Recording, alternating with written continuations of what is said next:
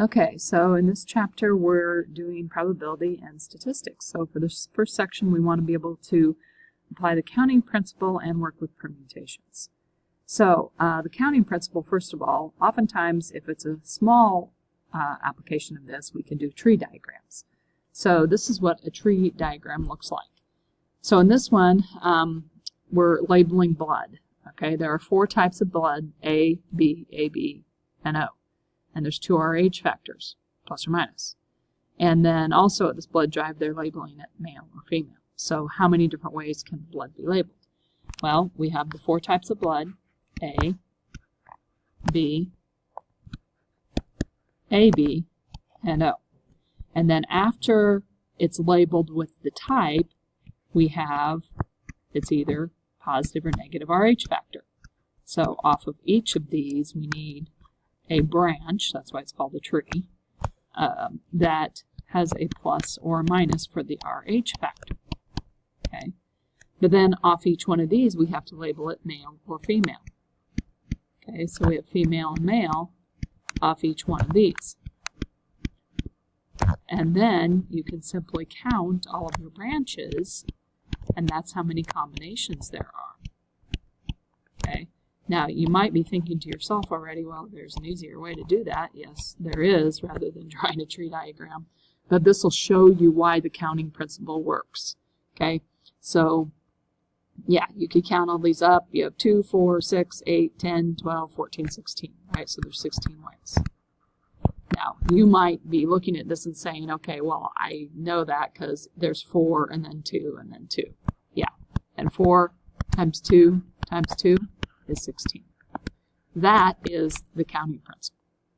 Okay, you knew you had 4 ways to label it as type, you had 2 ways to label it for RH, and then you had 2 ways to label it for gender. And so yes, 4 times 2 times 2, there's 16 ways. Okay, and that's what this is telling you right here, the fundamental counting principle. If you have event 1 and there's n ways to do it, event 2, 3, 4, so on, the number of ways for all 3 or 4, however many, you multiply how many ways for each one. Okay, so at a used bookstore, you're interested in 5 novels, 3 books of nonfiction, and 7 comic books. If you buy 1, this is the key here, why this works, it's 1 of each kind. Okay, so just like up on the blood, we could only label that with 1 type. It could only have 1 RH factor. You're either male or female. So it's only 1 of each kind. That's the key to the fundamental counting principle. So if we pick 1 novel, 1 nonfiction, and 1 comic book, we have 5 ways to pick a novel, 3 ways to pick a nonfiction, 7 ways to pick a comic book. So it's 5 times 3 times 7. Okay, and 21 times 5, that's 105. So there's 105 ways. Okay. All right, so using that with repetition. So we have the digits 0, 1, 2, 3, and 4 that are used to generate 4-digit customer codes. And we want to know how many different codes are possible if A, you can repeat a digit, or B, you cannot repeat a digit. Okay, so what if we can repeat? Well, a good thing to think about here is I have a 4-digit customer code. So I need 4 spaces here. I'm going to write 4 spaces down because I'm going to pick out 4 digits. And in each of these, I know I'm going to multiply in between them. How many ways for the first digit? Well, there's 1, 2, 3, 4, 5 digits to choose from. Okay, I can repeat these. So I still have 5 digits to choose from here, and here, and here. Well, that's 5 to the 4th power. That's 625. So there's 625 ways to do that, or 625 different codes if the digits can be repeated. Okay, well, let's look at that again and think about if the digits cannot be repeated. Okay, again, I know I'm going to multiply these because it's how many ways for each of these 4 digits. Well, I start out, I can choose anything from 0, 1, 2, 3, and 4. Okay, so that's 5 of them. But I can't repeat. So whatever I've chosen for the first one is eliminated now, and I only have 4 to choose from. And then these two are eliminated, and I only have 3 to choose from. And then those 3 are eliminated, I only have 2 to choose from. Okay, so it's actually 5 times 4 times 3 times 2, which is 20 times 6, or 120 different codes. Okay, now they might throw some other things in there, like, okay, my first one can't be a 0. If my first one can't be a 0, then this would be 4, right? But if this still can be a 0, there's still 5 here then, right? No, because I can't repeat it. And I did pick one here. So it'd actually be 4 times 4 times 3 times 2 if the first one couldn't be a 0. Okay? So you got to pay attention to the wording on these. Okay, permutations. Ordering of n objects. N factorial, that's how that's read. And a factorial, n factorial, that means, like if I had 5 factorial, that means 5 times 4 times 3 times 2 times 1. That's what a factorial is. Okay? So a permutation is an ordering of so many objects. So for example, if you have the letters A, B, and C, you have 3 objects, okay? 3 objects, 3 factorial, because there's 3 letters, and how many ways could we order that? Well, 3 factorial means 3 times 2 times 1. That's 6. Okay, let's see if we can come up with 6 ways to order those. There's one, A, B, C, right? Or it could be A, C, B. That's with A first. What if B was first? Well, then it could be B, C, A, or B, A, C. Okay, but what if C is first? Well, then it could be C, B, A, or C, A, B. Guess what? There's 6 of them. Okay, and you can think about it as positions too. In the first position here, I had 3 letters to choose from. And then in the second position, I'd already used A, so then I only had 2 to choose from. And then in the third position, when I chose, I only had 1 to choose from. Okay, and so again, there's 6 ways, 6 orderings of those 3 letters. Okay, that's what a permutation is. Now, so let's say a television news director has 8 news stories to present on the evening news. How many different ways can the stories be presented? Well, I have 8 news stories. And again, I could do the dashes here, first position all the way through the 8th position. But when I choose the first story, there's 8 stories to choose from, isn't there? And then there's 7, and then there's 6, and so on. Okay? But again, this is 8 factorial. 8 times 7 times 6, okay? And so on. Now on your calculators, there is a factorial button. I'm not sure if there is on this one. We'll look here. Doesn't look like there is on this one. But most, oh, yep, there is right there. And factorial. So we just hit 8 and then factorial, and it's 40,320. So this is equal to 40,320 ways that in or orders they could present that in. Okay? Now, on part B, it says, if only 3 of the stories will be presented, how many possible ways can a lead story, a second story, and a closing story be represented? Well, again, you can think, okay, here's my lead story, here's my second story, here's my closing story. How many do I have to choose from the lead story? 8. How many for the next one? 7. How many for the next one? 6.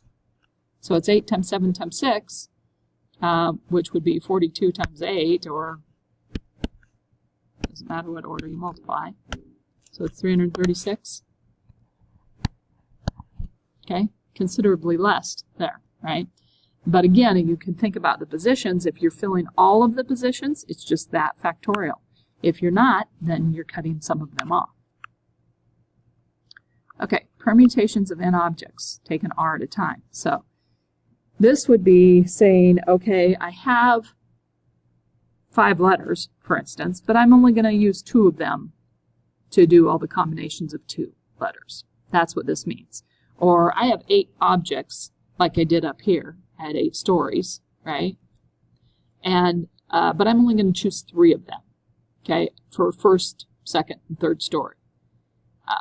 That would be, that one we just did on B there would be a permutation 8 ordering 3. Permutations are ordering objects. So this would equal, following my formula here, 8 factorial over n minus r, well that's the 8 minus 3 factorial. So it's 8 factorial over 5 factorial. Well, this is what this ends up being. 8 times 7 times 6 times, and again, the rest of it, 5 factorial, over 5 factorial. But look what happens. These cancel out. So it ends up being 8 times 7 times 6, which is what we had up there on B, which we already know is 336, right? But let's just try to put this, 8 factorial divided by 5 factorial, into our calculator.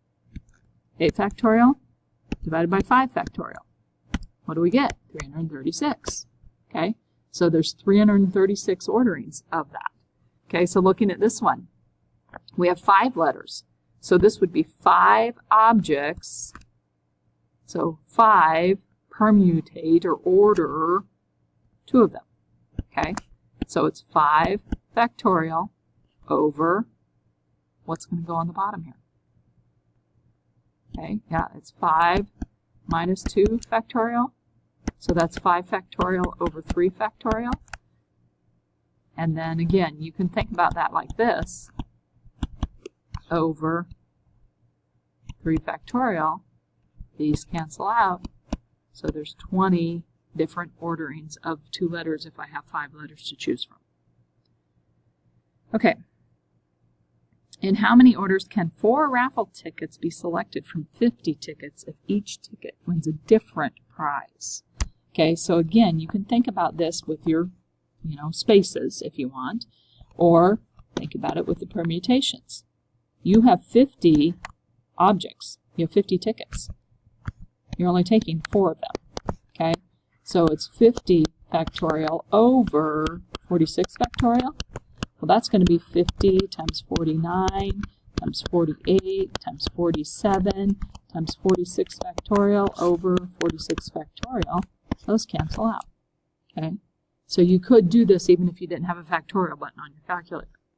Okay, and think about it another way. 4 raffle tickets. Each of them wins a different prize. Okay, so how many ways could you have here for winning a prize? And then this one, and then this one, and then this one. Well, what do you have? 50 ways, because there's 50 tickets, and there's only 49 tickets left, then there's only 48 tickets left, and then there's only 47 tickets left. Okay, what does that equal? It's the same thing. And again, you could just do, and sometimes calculators will say overflow. You can't put big numbers like this in there. We'll try this one and see if it works. It did work on this one. Sometimes it'll get too much and it'll just say overflow. Can't handle it. Okay, but that's what you get. But if you'd multiply 50 times 49 times 48 times 47, you're going to get the same thing. Okay, 5,527,000. So that's 5,527,200. That's a lot of different ways. So what are your odds of winning a prize? Not great. Okay. All right, and we'll talk about probability and odds later on. Okay, permutations with repetition. So what happens if it's repeated? Well, you have n objects still n factorial on the top, but this is what happens. If it's repeated, if you have one object repeated s times, you have another object repeated s2 times, and so on, however many objects you have repeated. So here I have 5 letters, okay, so it's going to be 5 factorial, but I have the a repeated twice, so I've got to divide by 2 factorial, but I also have an l repeated twice, so it's 2 factorial again. So it's going to be 5 times 4 times 3, right? And then times 2 factorial, but it's over 2 factorial, 2 factorial. These cancel out. 2 factorial is just 2 times 1, so that's just 2. Okay, so I have 5 times 4 times 3, which that's 60, but it's divided by 2. So there's 30 different combinations there, or permutations, sorry. Okay, so what about these? What would you get with this one? You have 1, 2, 3, 4, 5, 6 letters. There's 1 repeated. So that ends up being 6 times 4 times 3, because it's times 2 factorial over 2 factorial. These cancel out. Okay, so you have 20 times 18, which is 360. Is that right? Okay, swimming. Well, 1, 2, 3, 4, 5, 6, 7, 8. 8 factorial. You have an I here and an I here, so there's 2 of them. You have an M here and an M here. There's another 2. So we actually are dividing by it twice. And if I had 3